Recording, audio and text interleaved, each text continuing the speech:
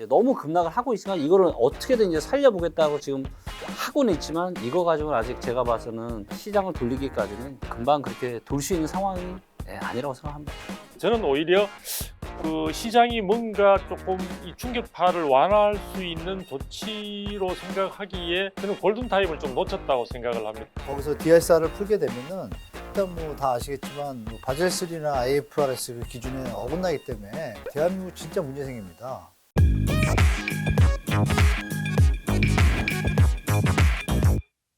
뭐 자연스럽게 좀 정부 정책을 좀 말씀을 좀 드리는 게 좋을 것 같습니다. 그래서 뭐 이제 지난 3일에 어찌됐건 정부가 뭐 규제 지역을 서울 강남 3구와 용산을 제외하고 이제 뭐 다 풀었고 대출 규제 부분이라든지 또는 분양권 전매 제한도 상당히 파격적으로 좀 풀었고 뭐 그렇습니다. 그래서 이런 것들이 이제 어찌됐건 저희가 예상했던 것보다는 좀 빠르게 좀 지금 정부가 대응에 나선 거 아닌가라는 생각은 좀 드는데 좀 어떻게 이번 정책에 대해서는 좀 어떻게 좀 평가들을 좀 하십니까? 네. 저는 개인적으로 굉장히 정부가 빠르게 움직이고 잘 대처를 하고 있다고 생각하고 있고요. 지금 이제 부동산 시장의 하락이 이제 개인뿐만이 아니라 부동산 관련한 기업들한테도 굉장히 많은 악영향을 미치고 있어요. 그리고 이 사실 코로나 이 버블 때문에 부동산 시장의 상승이 너무 과도하다 보니까 그래서 여기에 이제 PF 자금 대주고 이런 회사들이 돈을 너무 잘 벌고 그래서 과도한 그런 PF 자금들이 이제 부실이 굉장히 지금 위험해질 수 있는 상황. 특히나 이제 1월 19일이 이제 그 7,200억 원이 넘는 이제 둔촌주공이 그 차환을 다시 갚아야 되는 이런 상황이잖아요. 12% 단기 대출을 끌어다가 지금 사업을 진행하고 있는 거기 때문에 그래서 아마 제가 봤을 때 1월 3일 날 아마 둔촌주공 한산했을 겁니다. 계약 현장이. 그래서 아마 이렇게 놔뒀다가는 지금 둔촌주공발 뭔가 심각한 문제가 대형 사고가 터질 수도 있는. 그럴 수 있기 때문에 그래서 이제 발빠르게 정부가 지금 대처를 한 거라고 보여지고 있고 잘한 거라고 보고 있습니다. 근데 그래서 이제 이 굉장히 급락하고 있는 부동산 시장을 억지로 이제 조금은 지금 받쳐주고 있는 상황인데 그러면 여기서 이제 시장이 다시 바닥치고 다시 턴을 할 거냐? 이거는 또 완전 다른 문제거든요. 그렇기 때문에 이제 너무 급락을 하고 있으니까 이거를 어떻게든 이제 살려보겠다고 지금 하고는 있지만 이거 가지고는 아직 제가 봐서는 시장을 돌리기까지는 금방 그렇게 돌 수 있는 상황이 아니라고 생각합니다. 저는. 그런데 결과적으로 아까 대부분 언론에서도 이제 그런 평가들이 많았는데, 그러니까 이 연착륙 정도지. 결국은 이제 오늘 이제 말씀 쭉 아까 들어보니까 이제 계속 이제 어찌됐건 바닥으로 이제 내려가야 되는데 바닥이 확인이 돼야 되는데 그러기 전까지 사실은 지금 이제 규제가 오히려 또 약간 예전에도 보면은 이제 그 규제를 너무 이제 MB 시절 아까 이제 한 교수님도 말씀하셨지만 잠깐 이게 또 착시라고 해야 될지 순간적으로 이렇게 좀 응급조치를 통해서 좀 갑자기 살아났다가 또 이제 팍 꺼지는 뭐 이제 이런 현상도 좀 우려를 하는 분들도 있긴 하더라고요 또.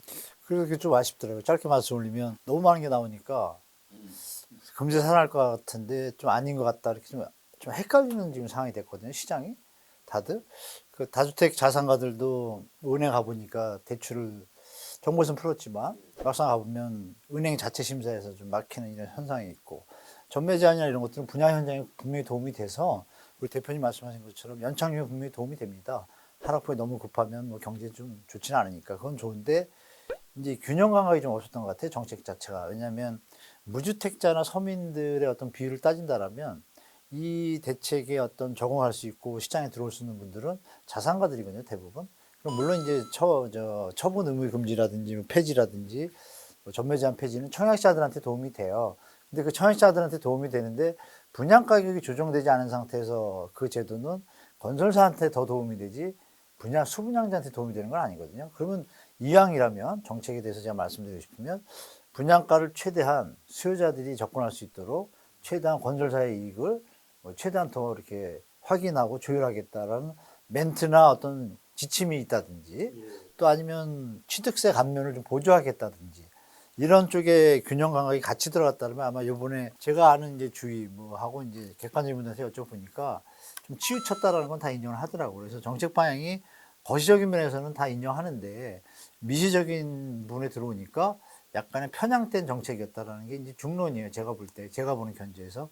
그래서 차후에 만약에 또 이제 추가적인 대책, 지금 말씀하신 것처럼 이 대책으로 연착륙의 어떤 효과는 달성하겠지만 또 이제 문제가 터진다라면 다시 한번 또 마지막 카드들 던지셔야 되는데 그때는 무주택에 대한 어떤 배려를 기존에 뭐 전 정부에서 깔아놓은 것을 갖다 다시 포장해서 리모델링 정책을 던질 게 아니라 새로운 형태 있지 않습니까? 어떤 형태로든 지원하는 형태, 좀 진정성을 보이는 정책이 같이 곁들여지면 국가 경제에도 도움이 되는 정부의 입장도 다 이해할 것이고 국민의 입장도 이해하고 그런 정부가 사실 박수받잖아요. 한쪽으로만 치우치지 않고 균형 감각 있는 어떤 정책이 나오면 참 좋겠다라는 말씀드리겠습니다. 글쎄요, 저는 뭐 아직도 갈 길이 멀다고 생각하는데, 그러니까 지금의 그런 규제 완화의 수준은 문재인 정부에서 한 번 규제를 강한 수준 정도예요. 그러니까 그 이전의 수준으로 돌아가지도 못했고, 그리고 뭐 많이 풀었다고 하지만 종부세도 여전히 최고가 뭐 2.7%, 여전히 뭐 일반 세율이라고 하지만 몇 퍼센트죠? 40%고 45%죠?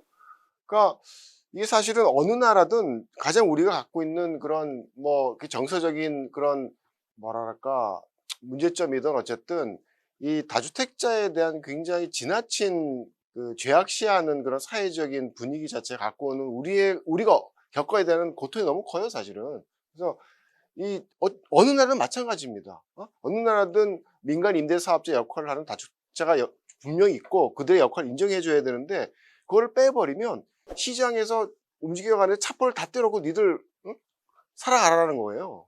그러니까 거래도 안 되고 뭐도 안 되고 다 안 되는 거죠. 그래서 그런 결과적으로 다시 얘기하려면 길지만 어쨌든 그런 식으로 해서 가격을 잡았느냐 그것도 아니거든요. 그러니까 사실은 시장의 정상화라는 입장에서 이걸 뭐 시장의 어떤 가격을 뭐 다시 높이겠다, 상승시키겠다라는 의도가 아니라 그냥 자 우리 한번 까놓고 정상적인 시장에서 어떤 일이 벌어지냐 한번 보자 라는 그런 조금은 열린 마음에서 선택할 수 있는 여지는 굉장히 많다라고 봐요. 그래서 뭐 간단하게는 지금 뭐 강남 상구에 대해서 안 풀었다고 뭐 상식적 의미를 얘기하는데 저는 그게 정상적인 시장이면 강남 상구에 그런 규제가 있어야 되나?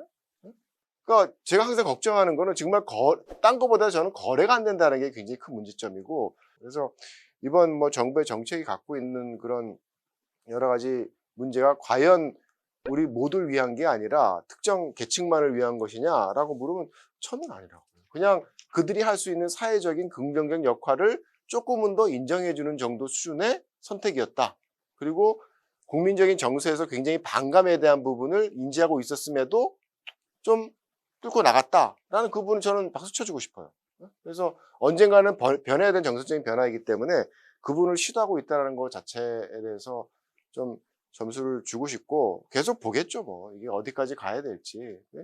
그래서 저는 여전히 정상화라는 그런 관점에서 보게 되면 갈 길이 많이 남아 있다고 생각합니다. 우리는 이런 금리 인상에도 충격파가 올 때도 시장에서는 규제라는 것으로 해서 사실은 거래를 할 수 없는, 그러니까 다른 규제가 여러 가지 시장을 억누르고 있는 부분도 있지만 문제는 사실은 아까 양도세 문제, 그 다음에 또 살려고 하는 쪽에서도 취득세 문제가 너무 크기 때문에 실질적으로 시장에서 움직일 수 있는 여지가 지금 없는 상황이었죠. 이런 가운데 제가 생각할 때는 이 앞에서는 다 모두가 이번에 1.3 대책이 나온 것이 이제 상당히 빠르게 나온 것이 아닌가 하는데 저는 오히려 그 시장이 뭔가 조금 이 충격파를 완화할 수 있는 조치로 생각하기에 저는 골든타임을 좀 놓쳤다고 생각을 합니다. 그 다음에 그동안 그러면 많은 시간들을 뭐로 허비했냐면은 뭐 이런 제가 방송에서 이런 이야기를 하는 게 조금 부담됩니다만 저 원희룡 주무장관, 국토부 장관께서도 그동안 사실은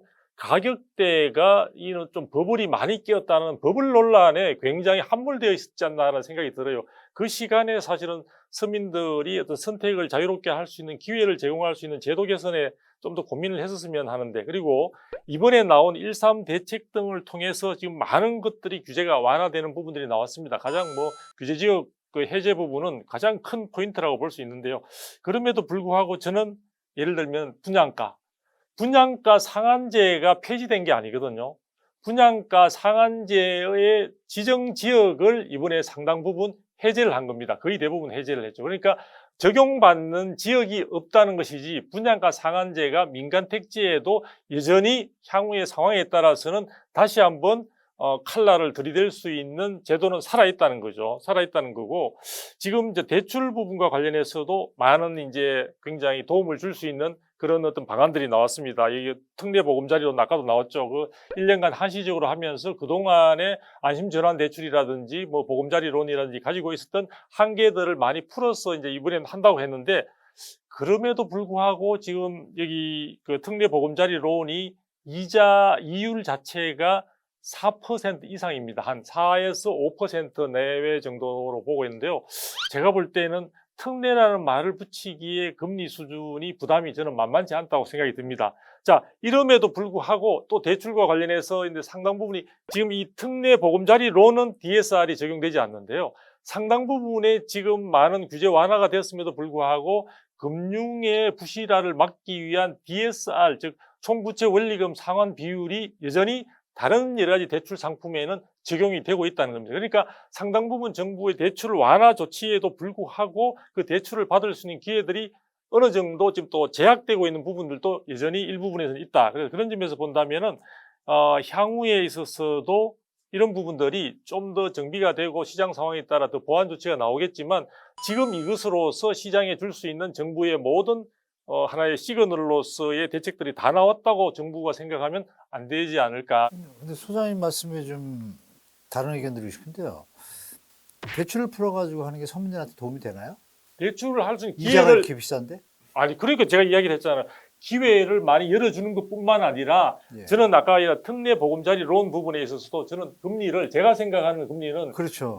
쉽지 않겠지만, 저는 이번에 이게 모든 금융기관에서 줄 수 있는 상품이 아니고, 예를 들어 허그라든지 보증공사라든지 제한된 곳에서만 줄 수 있는 상품으로 나온다고 하니까, 그런 쪽에서는 정책금리로서 저는 과감하게 지금의 고금리 시대에도 한 2% 내외로 함으로써 실질적인 도움을 줄 수 있는, 이쪽에 과감하게 모든 사람들이 원하는 분이면 얼마든지 전하는 쪽을 선택할 수 있는 그런 쪽으로 상품이 나와줘야 되지 않나, 그런 생각한다. 그건 너무 동감하고요. 저 적극적으로 동감하고. 다만 대출 푸는 거는 좀 자제해야 된다고 생각합니다. 왜냐하면 대출을 다시 풀어가지고 그 특례 보금자리론에 해당하는 예산을 다 메꿀 수는 없으니까 결국은 나머지 60, 70%는 일반 시장 되거든요. 근데 거기서 DSR을 풀게 되면은 일단 뭐 다 아시겠지만 뭐 바젤3나 IFRS 그 기준에 어긋나기 때문에 대한민국 진짜 문제 생깁니다.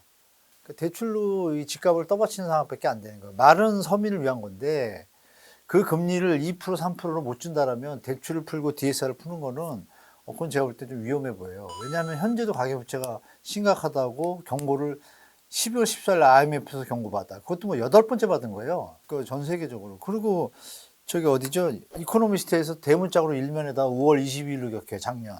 거기다 써놨잖아요. 한국 가계부채 너무 심해.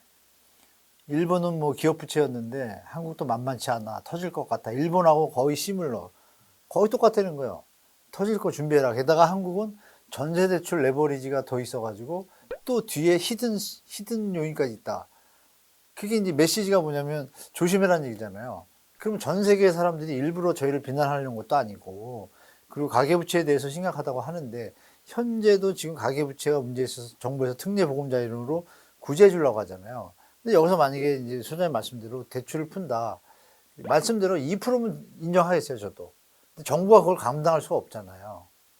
그럼 그거는 결국 이루어질 수 없는데, 이제 말씀 중에 다른 부분도 풀어줘야 된다는데, 그거는 제가 볼 때 정부 입장에서 풀기 쉽지 않을 겁니다. 그래서 물론 금리가 저렴할 때는 정부에서 도와주면 참면 좋을 텐데, 지금은 좀 때가 좀 아닌 것 같다고 저는 좀 말씀드리고 싶어요.